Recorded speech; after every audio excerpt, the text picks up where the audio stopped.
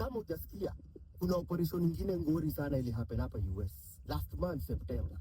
Inaitwa Operation Twin Shield. From sham marriages to fake deaths, today federal officials, including ICE, announced the results of a fraud sting operation regarding immigration across the Twin Cities. No, sana mtu wangu say immigration wameanza kucrack on immigration fraud mtu wangu, na walikuwa na focus na marriage fraud na wale watu wana apply ya ma relative wakuje hapa hivi America. No, sana mtu wangu, kitu ilifanyikaga hapo Minneapolis, St. Paul na some surrounding areas. Yep, it involves more fraud in Minnesota. Unajua nani alikuja pamoja? ICE, USCIS na FBI. U.S. immigration officials say that Operation Twin Shield was the first of its kind in the country. At the briefing today, we heard from the St. Paul field director of ICE, along with the director of U.S. Citizenship and Immigration Services. Na hii ilikuwaga ma-site visits, ilikuwa kuverify ma-documents na kila kitu. Yani ina-entail story ya mawak permit, story ya kujana marriage na nini na kadhalika mtu wangu. Our officers encountered blatant marriage fraud, visa overstays, people claiming to work at businesses that can't be found, forged documents, abuse of the H-1B visa system, abuse of the F-1 visas, and many other discrepancies. Walikuwa na target cases, 1,000 cases around your area, Minneapolis, St. Paul. Na unajua ni cases ngapi walikuja kupata ziko na marriage fraud? Walikuja kupata about 275 cases ziko na marriage fraud, maze. Percentage kubwa sana. Federal officers, including ICE, say in the Twin Cities they found 275 cases of alleged fraud, non-compliance, or public safety concerns involving immigration cases during this operation that ran from September 19th through the 28th.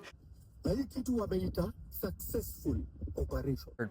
Again, the U.S. Citizenship and Immigration Services Director explained why this operation was unique. This type of same-day action for interview, from interview to site visit, has really never happened before. And I am incredibly impressed and thankful to the diligent work of the agents who made that happen for the first time, but not for the last time. Kati hawa wasema kuna watu wametumiwa ma NTAs notice to appear. Government officials issued 42 notices for people to appear, which then could begin the deportation process. Kuna watu wametumiwa wamerifariwa kwa ICE. At this point, 4 people have been taken into custody, according to federal officers, but the specific violations have not been shared. Could you explain to folks, because you talk about this is going nationwide, why was Minneapolis selected to begin this operation? The data, clear, just the data.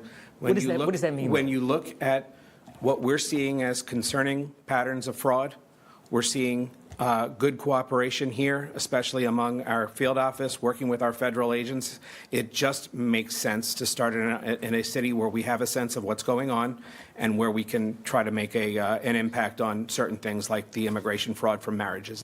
Sasa miongoni mwa hiyo kitu kusikia sasa wa Kenya tukosaji kwa kila drama inatokea. Kwa hiyo hadi hiyo kesi ile highlightiwa ya Mkenya alikuwa amefake marriage fraud, alikuwa amefake marriage certificate.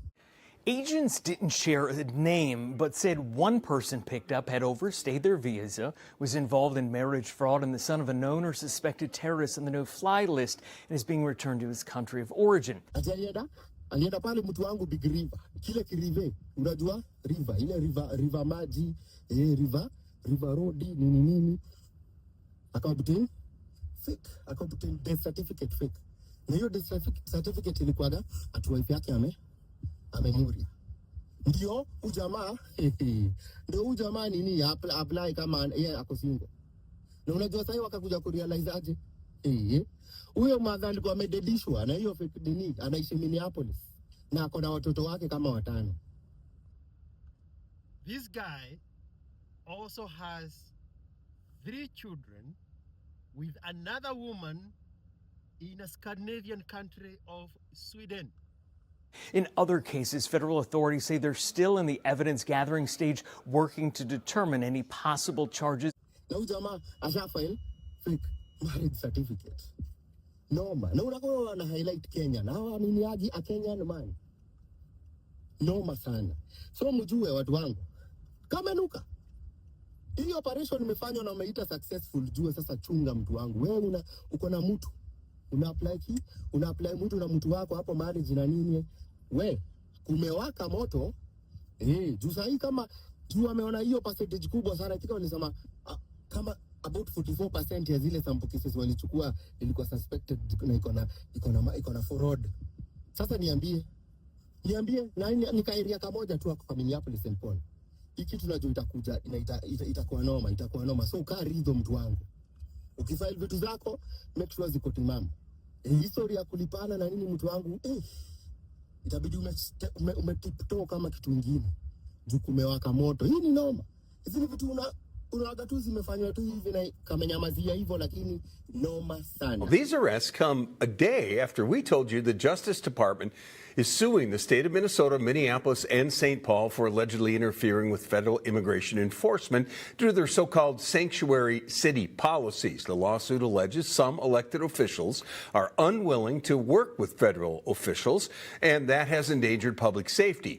It also calls out Attorney General Keith Ellison's interpretation of the Minnesota Constitution, saying it has caused local authorities to refuse to work with federal immigration agencies.